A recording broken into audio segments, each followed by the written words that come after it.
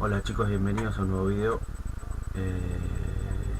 Este video, bueno, es distinto, no es un gameplay, es una historia que yo vi, que me gustó mucho, me emocionó mucho. Se trata de una persona que databa del año 1400, creo, que por lo que escuché, que es una historia española, de Valencia, es una historia española. Me gustó mucho, me emocionó mucho, así que quería compartirla con ustedes, así que ahí va.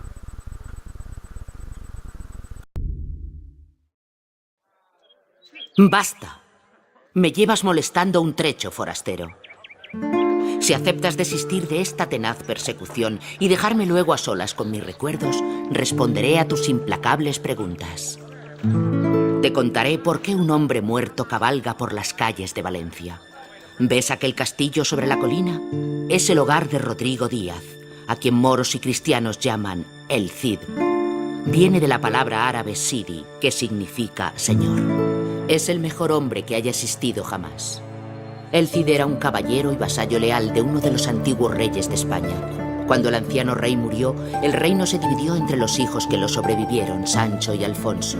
El rey Sancho se quedó con Castilla, una tierra árida y azotada por el viento, que debe su nombre a los numerosos castillos fronterizos. El Cid continuó sirviendo a Castilla y a su nuevo rey como era su deber. El astuto rey Alfonso gobernaba León, pero conspiraba abiertamente para convertirse en rey de toda la España cristiana. Pronto se inició una guerra entre Castilla y León. La lucha tuvo su punto culminante en la batalla de Golpejera, donde el Cid intentó capturar al malvado Alfonso.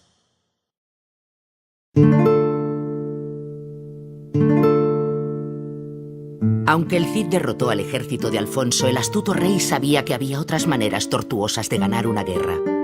Alfonso convenció mediante engaños a su hermano, el rey Sancho, para celebrar una conferencia secreta al amparo de las murallas de la ciudad de Zamora y lo mandó asesinar por la noche.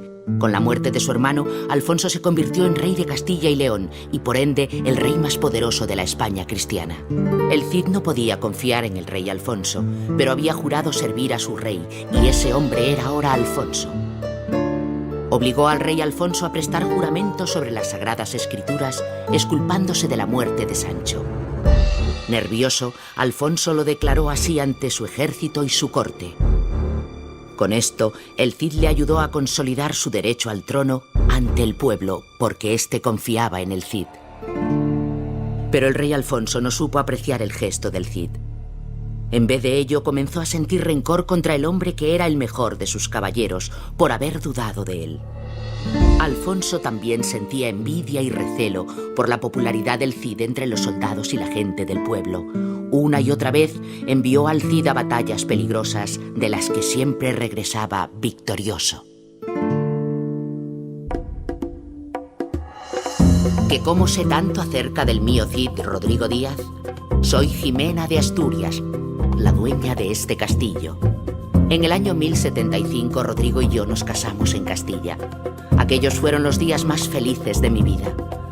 Al menos cuando no enviaban a mi esposo a luchar contra los moros. En Oriente, en Tierra Santa, solo hablan de una expansión musulmana, la de los turcos selyúcidas. Pero aquí, en España, nos referimos a otra, la de los moros. Habían gobernado el sur de España durante tanto tiempo que a menudo cristianos y musulmanes vivían como vecinos sin animosidad. Así sucedía en la ciudad de Toledo, que se encontraba en tierra mora, pero que estaba habitada también por cristianos. Un asesinato político había sumido a la ciudad de Toledo en una guerra civil. Viendo una posibilidad de expandir su imperio, el rey Alfonso atacó Toledo con la excusa de restaurar el orden.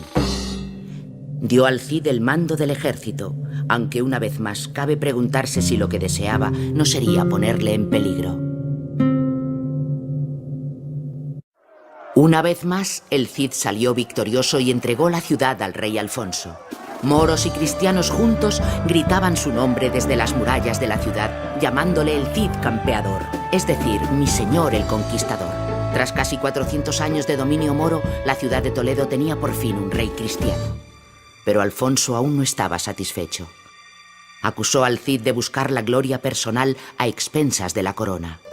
Cuando oía a los campesinos gritar el nombre del Cid en lugar del suyo, se enfadaba aún más.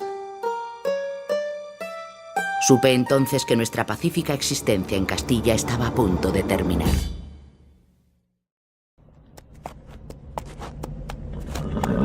El rey Alfonso envió al exilio a su más leal y capaz servidor, Rodrigo Díaz, el Cid, con tan solo su caballo Babieca.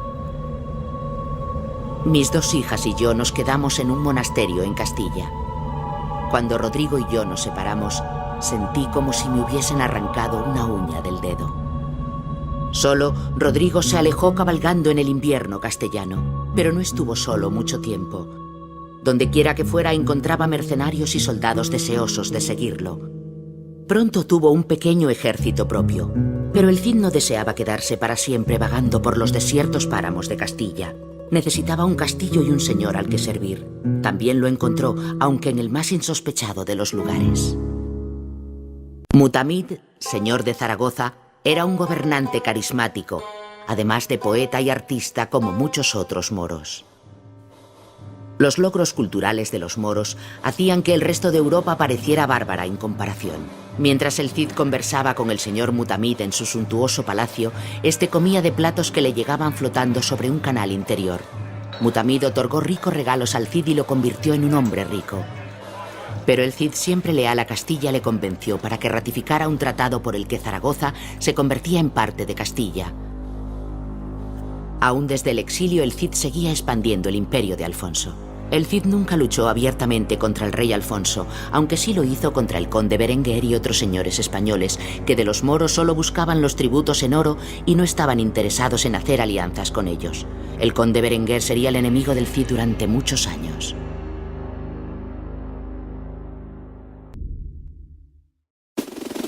El rey Alfonso observaba alarmado cómo las fuerzas combinadas de moros y de cristianos bajo el mando del Cid ganaban poder y prestigio. Finalmente, cuando ya no lo pudo soportar más, envió su propio ejército a Zaragoza para luchar contra los moros de Mutamid. Por mucho que le hubiera gustado ir en ayuda de su amigo, el Cid no podía desenvainar la espada contra el rey Alfonso, ya que éste seguía siendo su legítimo señor. Como el Cid no podía ayudarlo, Mutamid se vio obligado a buscar ayuda en otra parte. Contactó con los bereberes que vivían más allá del mar de Gibraltar, pero recibió más de lo que había pedido. Estos religiosos fanáticos de rostro cubierto libraban una guerra santa continua sobre las estériles dunas del Sáhara. Su líder, el fanático Yusuf, que nunca mostraba su rostro, se preparó inmediatamente para cruzar el mar hasta España con miles de hombres y camellos. El ejército del rey Alfonso sucumbiría sin duda ante esta nueva oleada de invasores. Alfonso solo hubiera necesitado mencionar que España estaba en peligro y el Cid hubiera respondido. Cuando acudió finalmente en ayuda de su rey, aplastó a los bereberes y obligó a su líder Yusuf a escapar a África. El Cid se inclinó ante Alfonso, listo para regresar a su legítima posición como campeón del rey. Pero Alfonso, enfadado por la tardanza del Cid en acudir a su ayuda, lo mandó de nuevo al exilio. Esta vez se llevó consigo a su mujer y a sus hijas. Ya me había consumido demasiados años en las mazmorras de Castilla. El Cid estaba de nuevo en el exilio, pero esta vez no había moros que le dieran la bienvenida. Vagó por los desolados parajes rocosos de Castilla preguntándose si su leyenda había finalmente terminado. Entonces sucedió algo extraordinario.